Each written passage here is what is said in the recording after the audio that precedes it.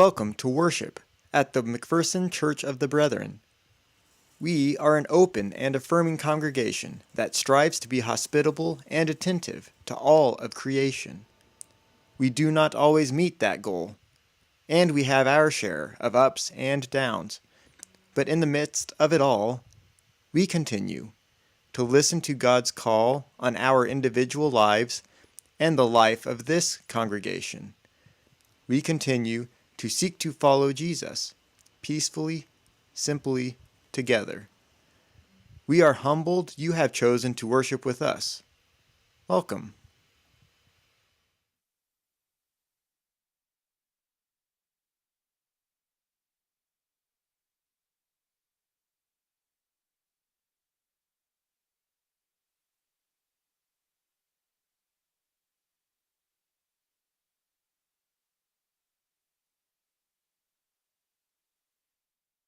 There. Okay, any joys, concerns, or announcements? I'll bring my voice down a little bit. You will see in your order of worship that J.D. Bowman is bringing special music to us, and the title of that and the credit for that piece is correct. Breathe. The text that is under that is not correct. That is, I will own that. That is totally mine. Don't ask me where my brain was. I have no idea. But JD has excellent diction, so you will understand the text.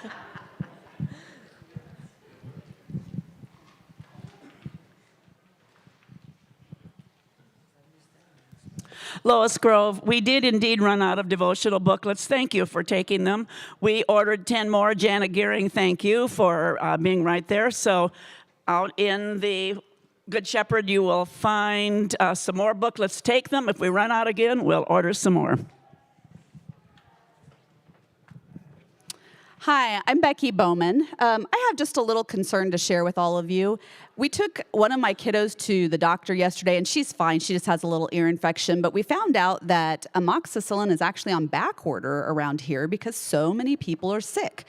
And so they're also running very low on some of the other basic medications, and that was kind of a surprise to me. The nurse practitioner we saw said she'd seen a bunch of kids from Washington, where my kids go that day, and I just wanted to share and remind us to keep those families who are experiencing illness in our thoughts and prayers, especially as medication runs low, because that can be pretty scary for parents as that happens.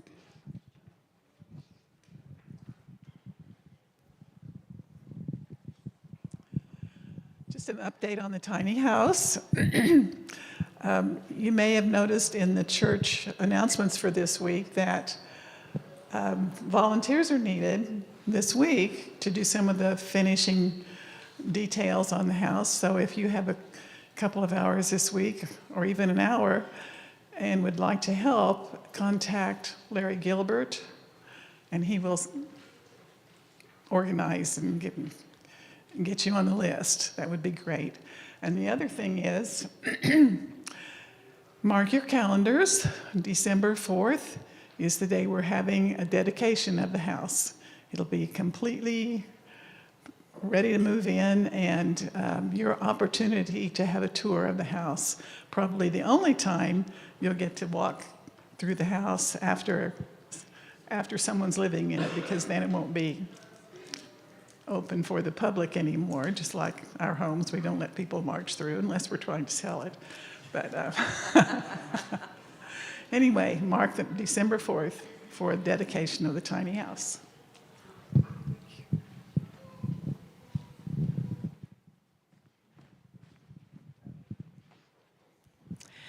Good morning, I'm Ellen Gilbert, your music coordinator. You might have seen in the announcements that the Hutchinson Church of the Brethren is putting out a plea for pianists for their Sunday morning worship service. And I happen to know that we have lots of pianists among our midst, and I think that it would be a good Jesus in the neighborhood thing if a couple of you would volunteer to play there on occasion. So see me later after church for more details, or you can call or text me. My information is in the newsletter. Thank you. Good morning. Just wanted to introduce a couple of fantastic people who came here to support me today. My beautiful girlfriend, Olivia, who is also a teacher in Wichita. Fun fact, my best friend, she's looking at me like, don't do it. My best friend, Alma Rivas, math teacher at North High, her mom, Blanca, and then, yes, you too, Tommy, her brother, Tommy. I'm really appreciative that they came and supported me today, coming from Wichita to do so. I also have a joy. I haven't really been forthcoming about this, but I did get into a doctoral program at Baker University where I will be studying district leadership in education, and I should be done by 2025. So I'm going straight in from my master's to my doctorate. So.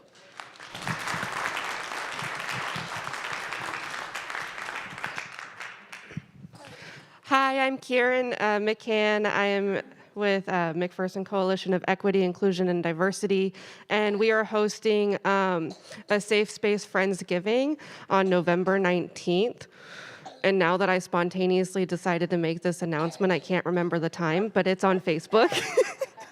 If you'd like to look into that, all the information is there, but we'd love to have familiar faces around, so thank you. MP Naz, I think. Yep, thank you. Again, it was a spontaneous. Good morning. I'm Beth Versaw. And if you missed us at the front door, I'm very proud to say that my son, Ben Hartman, is here today as a visitor from Washington.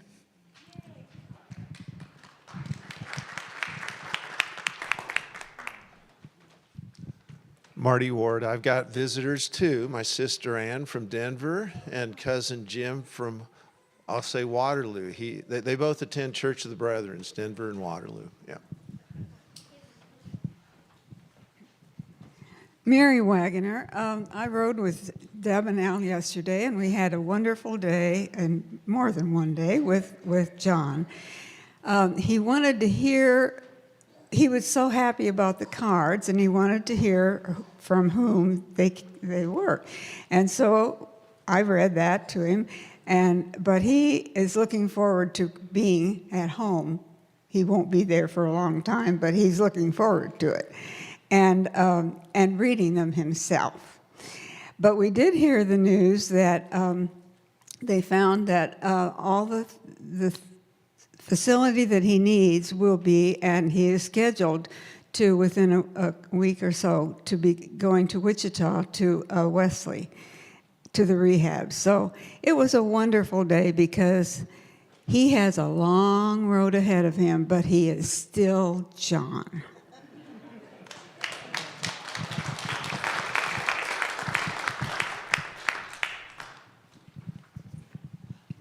Roger Schrock, moderator for this church. I want to remind you that we have some good food after this service downstairs, and then at 12:30 we'll be gathering for the fall forum. We'd invite each of you to come and share your perspectives and listen to what's happening in our congregation. And the meeting will be back up here, is that correct? Okay. Anyone else?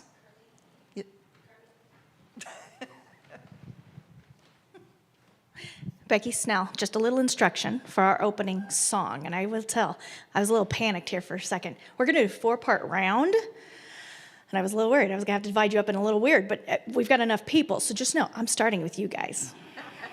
Just know. So we're going to do it 3 times through as a round. Hopefully a lot of you will recognize the melody. But then when we get to the 3rd time, just keep singing the last part. Keep singing the last part till we get to the very end. Okay? Everybody good with that? All right. Anyone else? Okay, let us quiet our minds for worship then.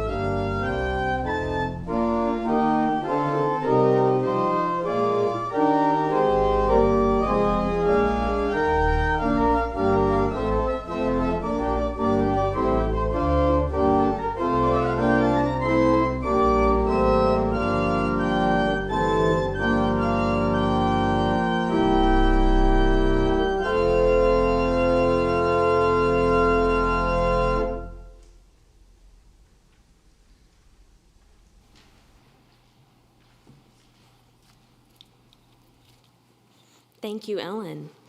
Please rise for the call to worship.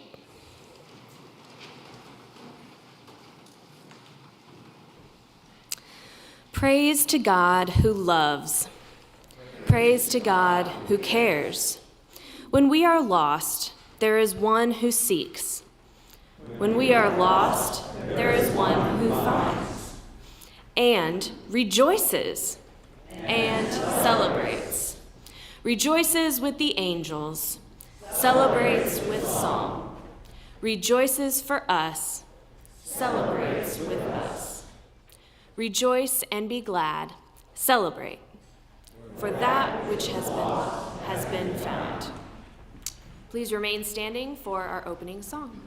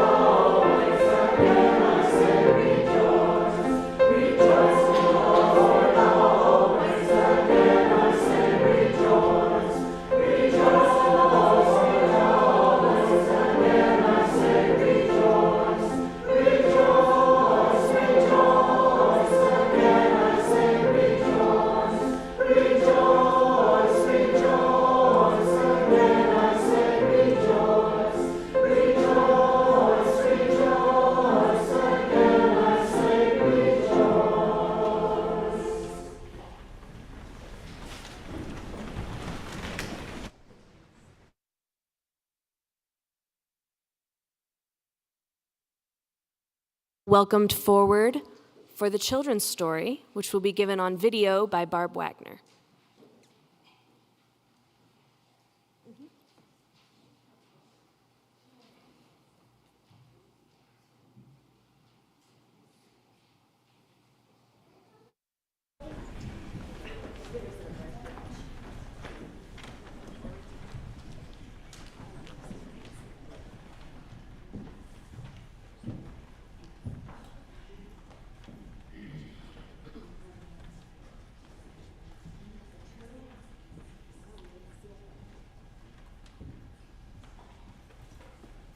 Good morning. Hey, I have a story to read to you today. It's about a turkey. I thought maybe it would be a good time for a story about a turkey because, well, Thanksgiving is coming up. But it's not just about a turkey. It's also about friends. The name of my story is The Turkey Who Forgot How to Gobble. Can you imagine a turkey forgetting how to gobble? Let's see what happened in our story. Joey the turkey was searching for seeds under the apple tree when all of a sudden he felt a big thump. An apple hit him on his head. It hurt so bad that he decided he would take a little nap. 1 hour later, when he woke up, Joey's neighbor Lisa walked by.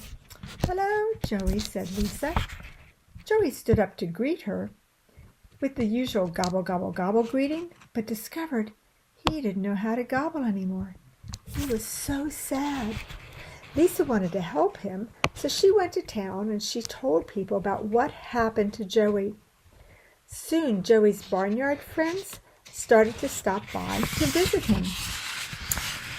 Joey was very quiet as he was roaming the yard when his friend Ruby the rooster walked up to the fence and asked, "Joey, why are you so sad?" "I'm afraid I don't know how to gobble anymore," said Joey. "Oh, it's easy. I'll show you how," said Ruby. "First, stand up very tall. Hold your head up high and repeat after me. Cock-a-doodle-doo!" Joey stood up and repeated after Ruby.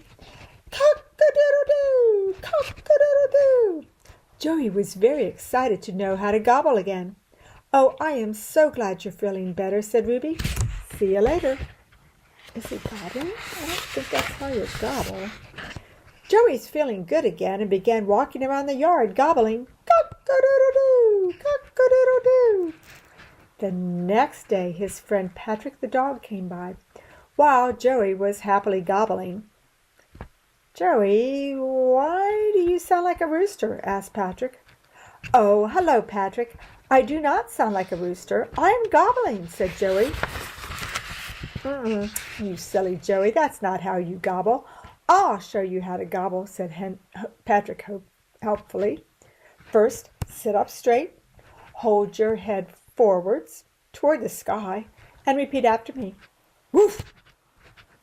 Joey did what Patrick said. He held his head up high toward the sky, and repeated after Patrick. Woof! "This feels great," thought Joey, and he began running around the yard gobbling. Woof, woof. Later that day, Minnie Moo, the cow, stopped by. "Hello," said Minnie Moo. "Woof," said Joey. "Joey, why are you sounding like a dog?" asked Minnie Moo. "I do not sound like a dog," said Joey. "I was gobbling hello to you." "My dear friend Joey, you have it all wrong. It would be my pleasure to teach you how to gobble correctly," said Minnie Moo. What do you think it's going to do? Yeah. First, stand up, take a deep breath, and repeat after me. Moo. Joey so badly wanted to learn how to gobble, so he did what Minnie Moo said. He stood up, took a deep breath, and repeated after Minnie Moo. Moo. Poor Joey's pretty confused now, isn't he? "That felt great," said Joey. "How can I ever thank you, Minnie Moo?" "Ah, no thanks needed. I'm glad you're my friend and I want to help you. See you later." The next few days, Joey felt so good and happy. He finally learned how to gobble again. He was joyfully gobbling all around the yard and enjoying the sunshine. Moo, moo. He is confused. Joey was so excited he almost missed seeing Whiskers the cat saying hello to him at the fence. "Joey," asked Whiskers, "why are you sounding like a cow?" "I do not sound like a cow," said Joey. "I was gobbling hello to you." "Oh, my dear friend Joey, you are not gobbling correctly. I will teach you how to gobble correctly," said Whiskers. "First, sit down, lick your lips, and repeat after me. Meow." Jerry, who was now feeling really confused, decided to give it a try one more time. He sat down, licked his lips, and repeated after Whiskers. Meow. Well, he thought, I finally got it. So after thanking and waving goodbye to Whiskers, he found himself gobbling in his yard. Meow, meow. This is silly. This was the best day ever, he thought, until he heard his best friend, Gilly the turkey, call for him at the fence. "Joey," asked Gilly, "what kind of nonsense is this?" "What do you mean?" said Joey with a confused look on his face. "I'm having a wonderful day gobbling in the yard." "Joey, have you forgotten how to gobble?" asked Gilly. "Not anymore," said Joey. "My friends have stopped by to help me this week, and I'm doing much better, thank you." I must say, Joey, you really need to learn how to gobble correctly. Really correctly. Your friends were indeed trying to help you, but unfortunately, they taught you the sounds they are making, not the gobble gobble sounds that turkeys make.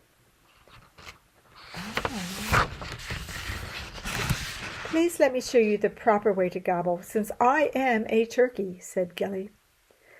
Joey, feeling really frustrated and kind of embarrassed, agreed to give it one more try. Okay, said Joey tearfully. First stand up, put your tongue to the top of your mouth, shake your head, and repeat after me. Gobble, gobble, gobble, gobble. Gobble, gobble, gobble, gobble. Joey gave it his all, and he decided that maybe Gilly was trying to make some sense, and that maybe turkeys do know how to gobble better than his other friends. So he followed Gilly's instructions. He stood up, put his tongue to the top of his mouth, shook his head, and repeated after Gilly. Gobble, gobble. Wow, thought Joey. That really felt great. Before long, Joey found himself running fast around the yard, truly gobbling this time. Gobble, gobble, gobble, gobble, gobble, gobble, gobble. And in the distance he heard his friends gobble back. Cock-a-doo-doo, woof, moo, meow, gobble, gobble. Have a nice evening, Joey. And there's all his friends.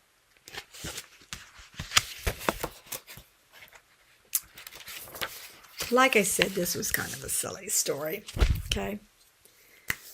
But it also reminded me of something. Reminded me of how important friends are in our lives. You know, even though Joey's friends didn't really teach him how to gobble, they made him feel better about himself. They made him feel not so sad. They made him feel not alone. That's what friends are for. Friends are always there for you. It doesn't matter what your friends look like, if they look like a dog, if they look like a cat, if they look like a cow. What matters is that friends are there for you when you need help. I hope that you have some good friends, like Joey did. I also hope that you are a good friend to other people who need help. To help you kind of remember this story, I have some turkeys for you that someone at church is going to give to you since I can't be there today. And you can maybe have a friend help you put them together. Okay? Have a good week. Be a good friend. See you later.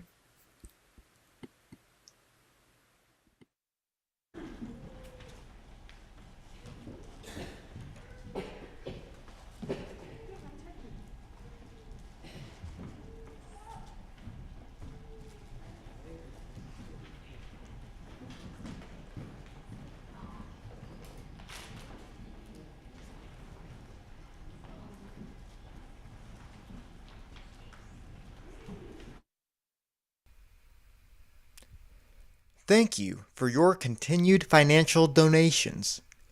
You may give online at macbrethren.org.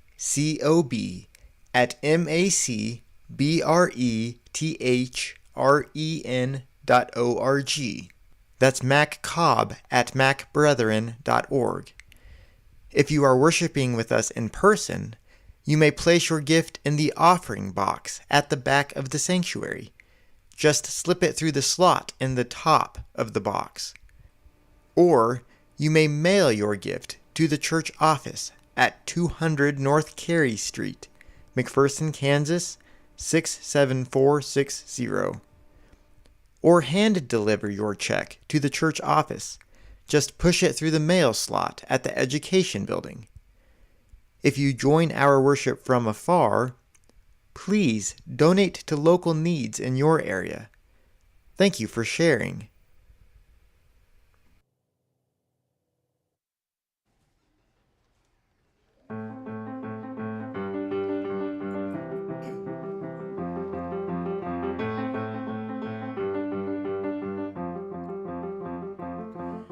Alarm clock screaming, bare feet hit the floor. It's off to the races, everybody out the door. I'm feeling like I'm falling behind, it's a crazy life. 90 miles an hour, going fast as I can, trying to push a little harder, trying to get the upper hand. So much to do in so little time, it's a crazy life. It's ready, set, go, it's another wild day when the stress is on the rise. In my heart I feel you say, just breathe, just breathe. Come and rest at my feet and be, just be. Chaos calls, but all you really need is to just breathe.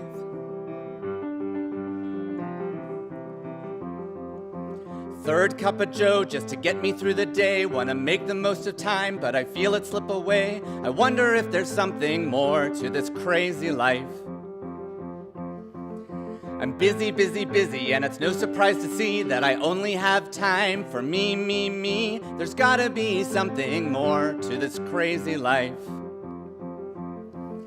I'm hanging on tight to another wild day when it starts to fall apart. In my heart I hear you say, just breathe, just breathe. Come and rest at my feet and be, just be. Chaos calls, but all you really need is to take it in and fill your lungs, the peace of God that overcomes. Just breathe. Let your weary spirit rest, lay down what's good and find what's best. Just breathe, just breathe, just breathe. Come and rest at my feet and be, just be. Chaos calls, but all you really need is to just breathe. Just breathe.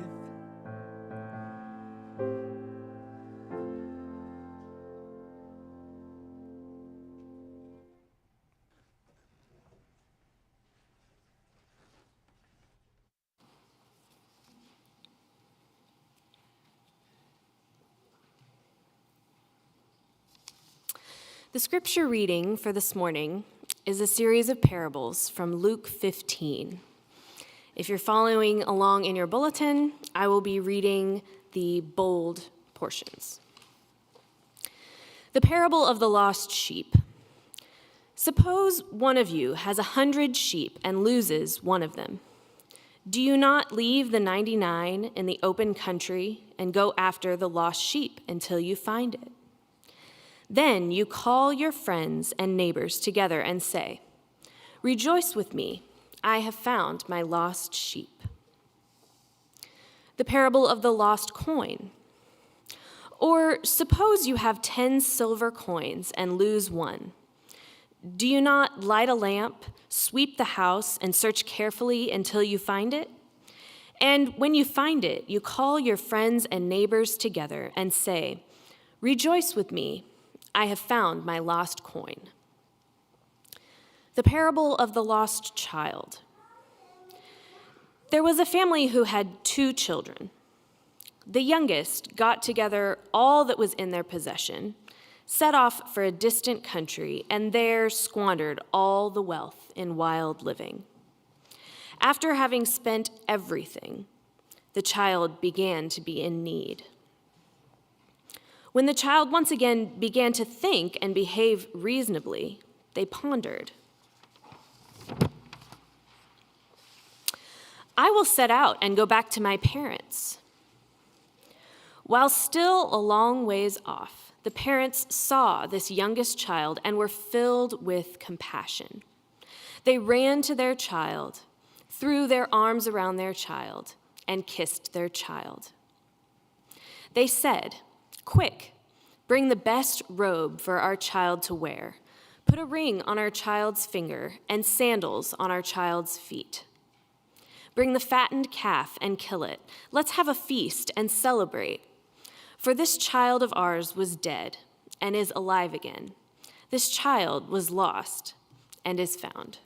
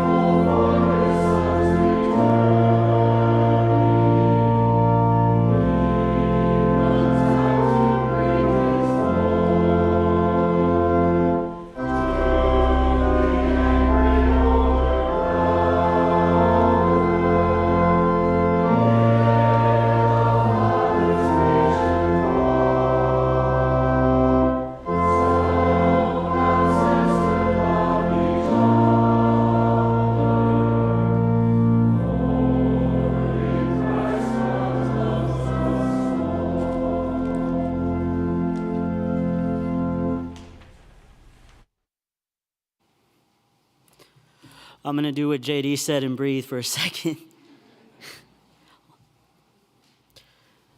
Good morning, church. Appreciate that. It is a perfect day to be with you all here today. Behind the pulpit sure feels different than being able to be in the back, supposedly listening, but in reality, I'm having a side conversation about what I'm doing after church for lunch. Let's be real. Before I begin, I want to thank my homies and my family for traveling this morning to be here to support me. I truly appreciate it. Just as I do as a teacher, I want to tell you all today what I'm doing here. I'll take you through a story of how I got behind this pulpit, followed by how the story that Kara just read us relates to this, and then a challenge for you all. Because like the great educator I am, you will have homework. Just kidding. In July, I was able to attend my first COB annual conference in Omaha, Nebraska. This experience was exactly what I needed to nudge me to finally do this sermon because I have been sitting on it for a while. While listening to Christian music like Megan Duke, New Song, and Teron Wells, the nudge became strong. Because see, church, the reality is I would not be behind this pulpit without the beautiful human beings in this church. And it started back in 2012. When I came to McPherson College, from the outside looking in, you would think I had it all. I had a girlfriend of almost 4 years, great friends, and a decent scholarship to come here to little old McPherson, Kansas. While my first semester of college started out with a 4.0 GPA, it seemed to be the peak of my year. What people couldn't see for the longest time was that I was a ticking time bomb. 45 minutes south in Wichita, my 3 siblings were left with my mom and stepdad. My then stepdad was deep into his addiction with alcohol and was taking it out on his own issues out on my brothers. Before I had left for school, I was the shield protecting my siblings from my stepdad's negativity, so they could just be kids. Since leaving for Mac, he found new targets, and I wasn't there for them. As the oldest sibling, I took this hard. My relationship was crumbling too because I began to drink instead of dealing with my own problems. By my second semester of college, I was struggling hardcore between my grades, going to class, and just mentally. Right before spring break, I was admitted into a psychiatric care unit for the first of 2 times during college because I attempted to commit suicide. I was nearly expelled from McPherson because of everything. People didn't think I could get through it. Not only was it taxing on me, but it was also taxing for others around me. Looking back, I understand this better and take responsibility for my actions. Despite all this going on, there were nudges to something bigger. The day my girlfriend and I broke up, I was asked by my friend Laura Neer to go to a listening type session to hear speakers on the topic of making this church open and affirming. Just across the gravel road, the building I had seen every day waking up in my dorm room, Dotzer Room 323, was this very church. During this session, I heard Ryan Gearing's beautiful testimony that day, and it piqued my interest.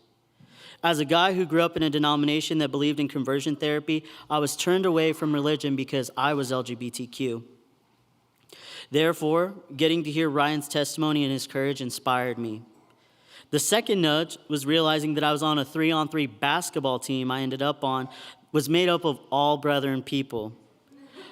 Mark Malaby, Jerry Bowen, Autumn Wilgers, Beth Crable, Dustin Wilgers, and Kendra Bowen. This also allowed me to meet my brother, who I hold near and dear to my heart. Third, most of my friends who got me through the darkest of times in college were brethren people.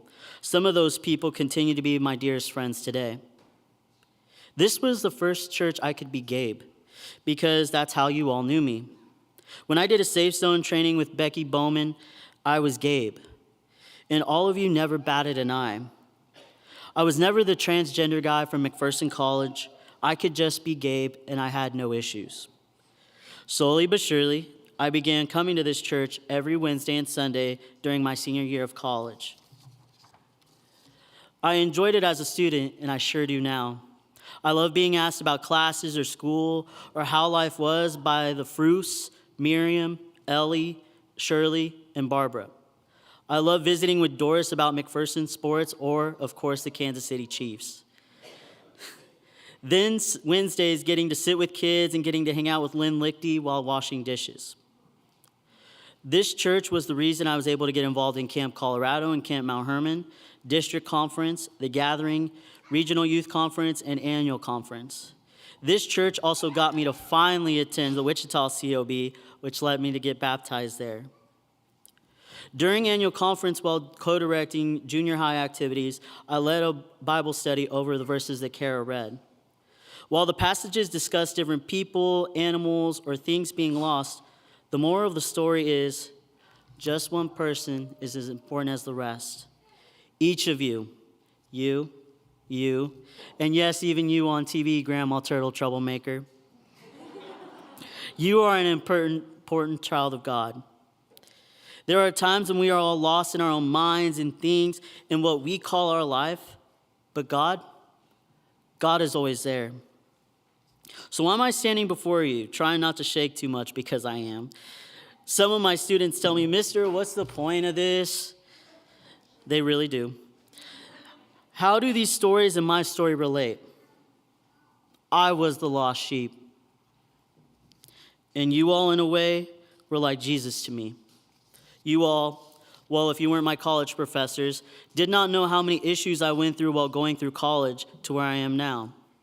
I stand here not to only thank you, but today I also want to challenge you. This church family I've created here is the reason that I'm still here and not in the grave.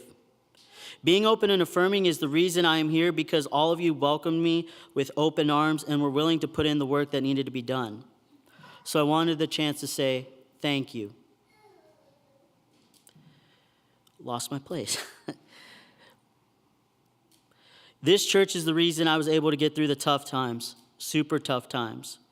So many people in this church welcome me with open arms to be unapologetically, authentically me. And I cannot thank you enough for that. I vividly remember standing up before graduation, inviting you all to my graduation party here at the church, and so many of you came. There were times during my student teaching and as a new teacher the following semester when people would simply give me a hug. And you didn't know I was struggling inside, because moving home and teaching isn't a walk in the park. But that hug meant the world to me. Getting a simple birthday card from Jana, or getting to hang out with the Olympics after church camp, or visiting after church, and my favorite, just getting to be here with so many of you in this church, I did not have to put on a mask. I could just be myself. I am blessed to get to know many of you and could never show how much gratitude I have for every one of you. But do not get me wrong. You didn't do a savior type thing with me. But what you did do, though, was reminded me how much the building of a church is simply a structure. However, what makes the church are the people themselves. You all helped guide me through my spiritual journey, well, my whole journey, and continue to do so alongside me. As a queer person that has had some traumatic things happen within our church district, having you all in my corner helped. One being a social media incident that outed me to people I did not know, therefore my safety was threatened. The other one is, despite having a non-discrimination policy, we still have people within our district, myself included, who are told to wait to be in leadership so we do not marginalize those that do not agree with my identity. Feels a little counterproductive to me, but maybe that's a longer conversation for another time. I'm privileged to have so many people stand up for me because it became exhausting.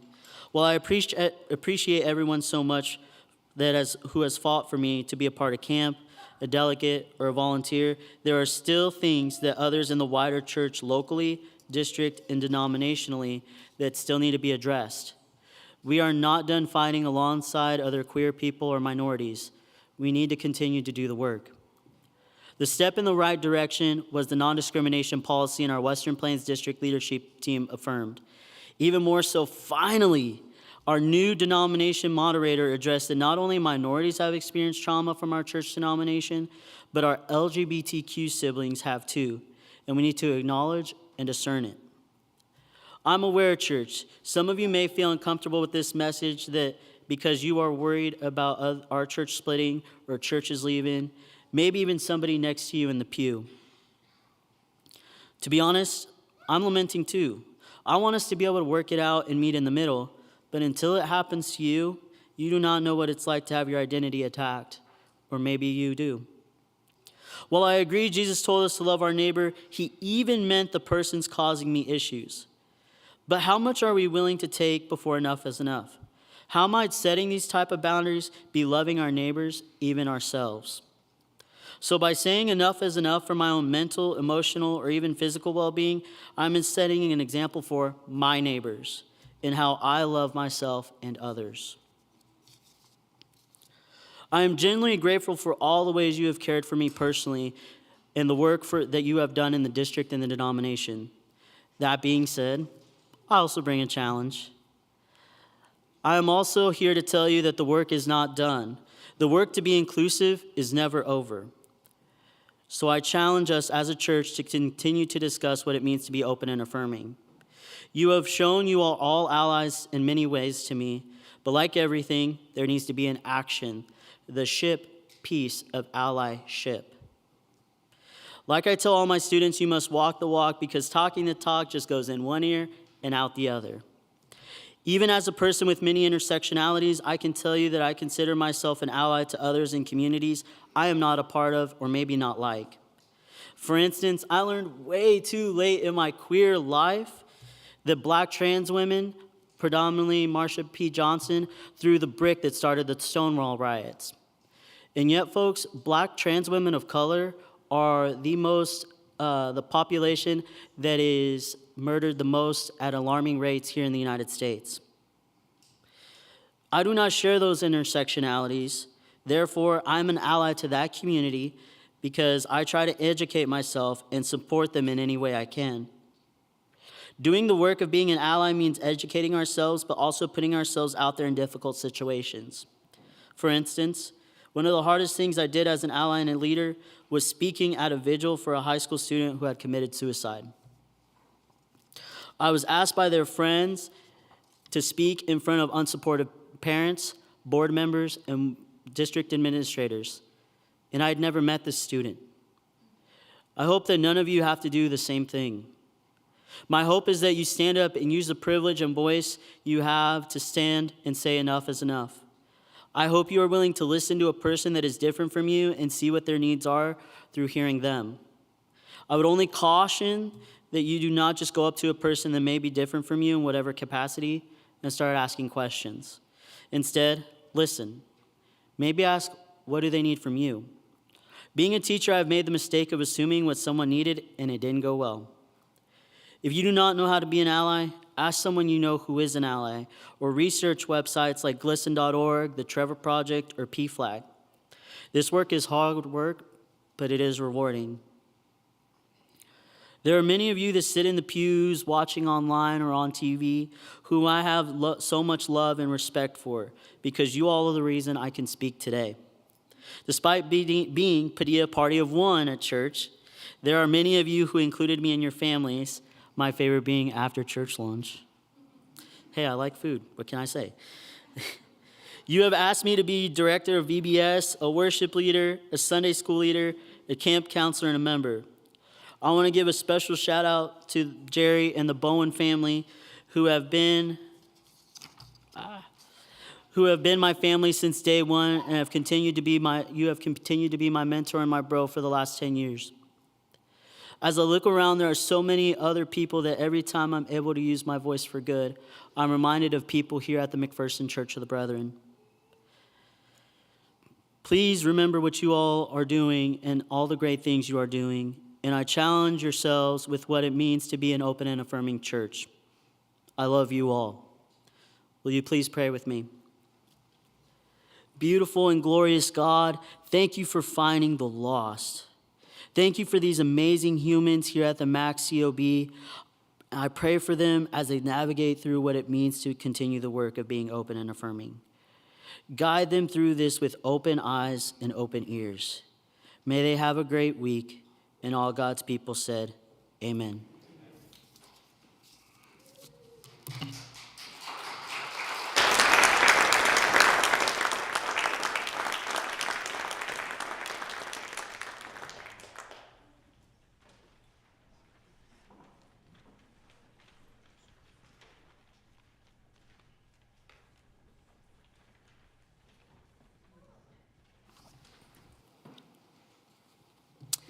Would you please stand for our sending song?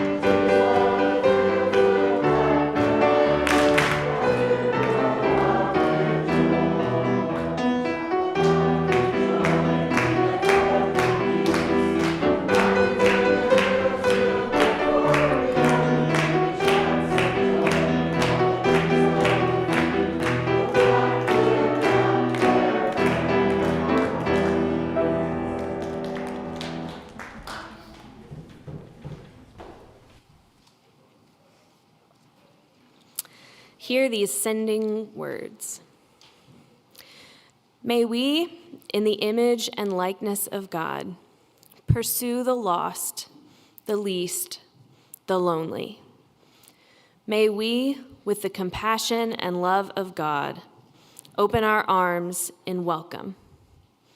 May we celebrate and rejoice when all of God's creation is home.